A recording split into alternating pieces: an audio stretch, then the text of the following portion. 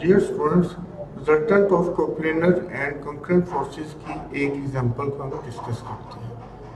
Coplanar forces of magnitudes 15 newton, 25 newton and 30 newton act at a point B on the line ABC in the direction shown in the diagram. Task ये है कि find the magnitude and direction of the resultant force. तो इसको start करते हैं। इनको first of all resolve करेंगे। तो रिजॉल्व करेंगे तो ये हमारे पास आ जाएगा एक 15 cos 40 और वर्टिकल कंपोनेंट 15 sin 40। इस 25 न्यूटन की फोर्स को भी अगर हम रिजॉल्व करें तो 25 cos 30 और 25 sin 30 और थर्ड फोर्स है हमारे पास 30 न्यूटन। तो रिजल्टेंट का एक्स कंपोनेंट हम फाइंड आउट करते हैं। वो इक्वल आ जाएगा 15 cos 40 माइनस, क्योंकि ये लेफ्ट साइड पे है, ये तो यह कि हम पूरा एंगल ले लें, ठीक है। बहुत ही फिर नेगेटिव वैल्यू आ जाएगी, या हम पहले ही माइनस लगा दें और ये लेफ्ट वाला एंगल कंसिडर कर लें। तो ये आ जाएगा 25 cos of 30। तो इसकी वैल्यू ये बन जाएगी, इसको हम सॉल्व करें तो minus 10.16। Similarly R Y find out करते हैं। आर वाई के लिए वर्टिकल कंपोनेंट्स को डिस्कस करेंगे, उसको हम कंसिडर करेंगे। वर्टिकल कंपोनेंट्स हैं 15 sin 40 upward, 25 sin 30 upward and 30 downward. तो ये आ जाएगा 25 sin 30 degrees plus 15 sin 40 degree and 30 Newton की फोर्स को सब्ट्रैक्ट करेंगे क्योंकि ये अपोजिट साइड पे है। तो ये आ जाएगा माइनस 7.858। अब रिजल्टेंट फाइंड करना है। रिजल्टेंट का क्या फॉर्मूला हमारे पास? Resultant equal to R X squared plus R Y squared and then square root. तो ये वैल्यूज प्लग करते हैं।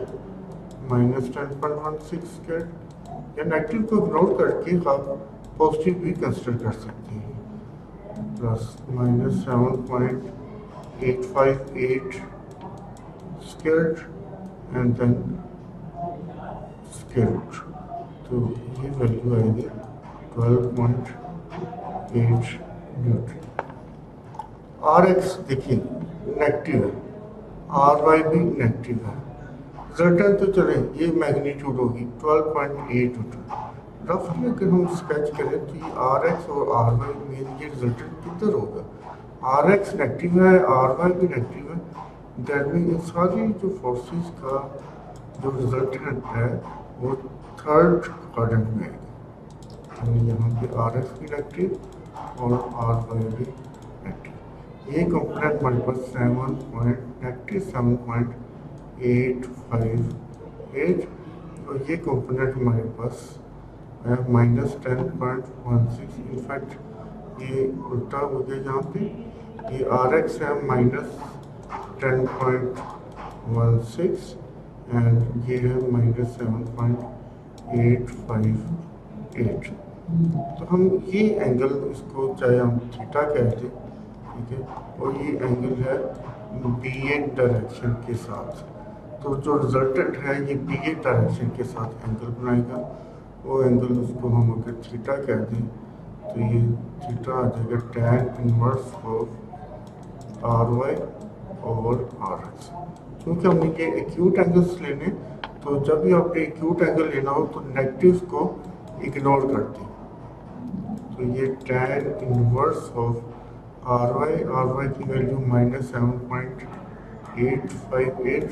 तो चाहे आप नेगेटिव को इग्नोर कर दें, 7.858 ओवर 10.16।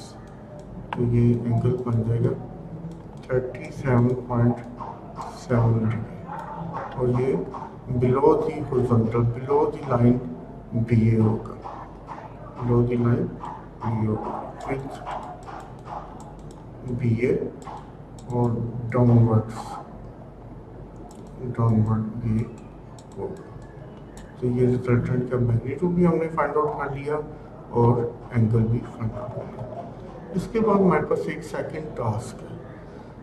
उसमें सिनेरियो कुछ ऐसा है कि force of magnitude 15 Newton is now replaced by a force of magnitude F Newton acting in the same direction, यानी कि 40 डिग्री पे ही एक्ट करेगी।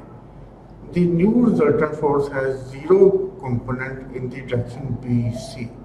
यानी horizontal जो नेट होगा Rx वो जीरो होगा, Rx जीरो, ना एक्स एक्सिस पे यानी कि ना राइट वर्ड मूव करेगा और ना ही लेफ्ट वर्ड मूव करेगा।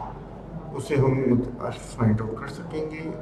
तो फाइंड करना है, find the value of F and also find the magnitude and direction of the new resultant force. तो यह सिनेरियो दोबारा से हम इसको देखते हैं कि कुछ ऐसे बन गया कि जो ये 15 न्यूटन की फोर्स थी इसको हमने रिप्लेस कर दिया एफ न्यूटन की फोर्स के साथ। अच्छा, क्वेश्चन में बताया कि डायरेक्शन सेम है, दैट मीन वो 40 डिग्री ही हमने रखी। दूसरी फोर्स है 25 न्यूटन, वो 30 डिग्री पे ही रहेगी। तो फ्री हैंड ड्रॉ कर लेते हैं, वो 30 डिग्री पे ही फोर्स होगी।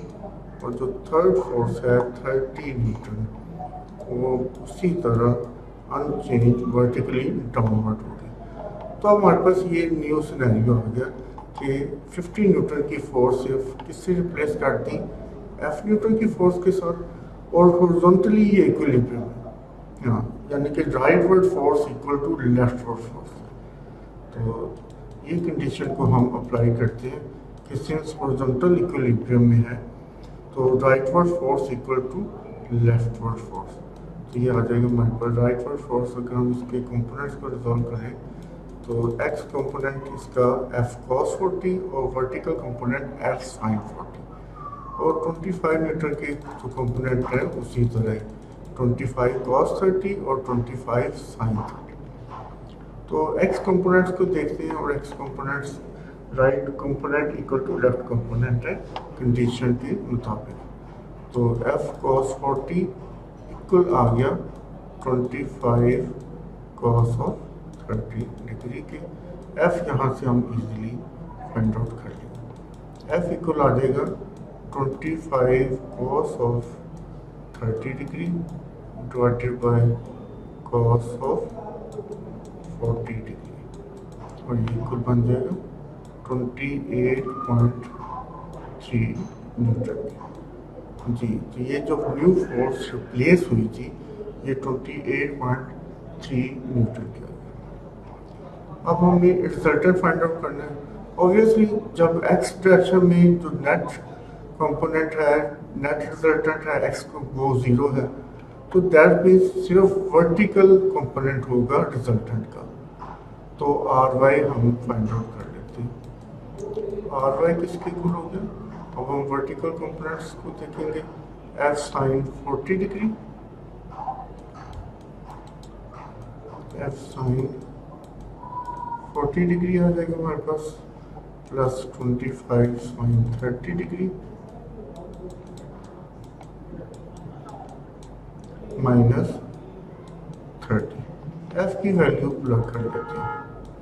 एफ है 28.3 साइन 40, ओके, तो फाइंड आउट कर लिया, plus 25 sine of 30 degree minus 30। तो ये सारी वैल्यू को वैल्यूट किया 0.667 न्यूटन, और ये पॉजिटिव आई है, दैट मीन्स जो वाई कंपोनेंट है रिजल्टेंट का वो अपवर्ड एक्ट करेगा। तो ये अपवर्ड एक्ट करेगा। आर एक्स तो पॉजिटिव था, जीरो था, R X horizontal component, net horizontal component वो जीरो था, सिर्फ रिजल्टेंट का वाई कंपोनेंट है और वो पॉजिटिव है, इसलिए ये जो फोर्स है वो ये अपवर्ड एक्ट करेगी।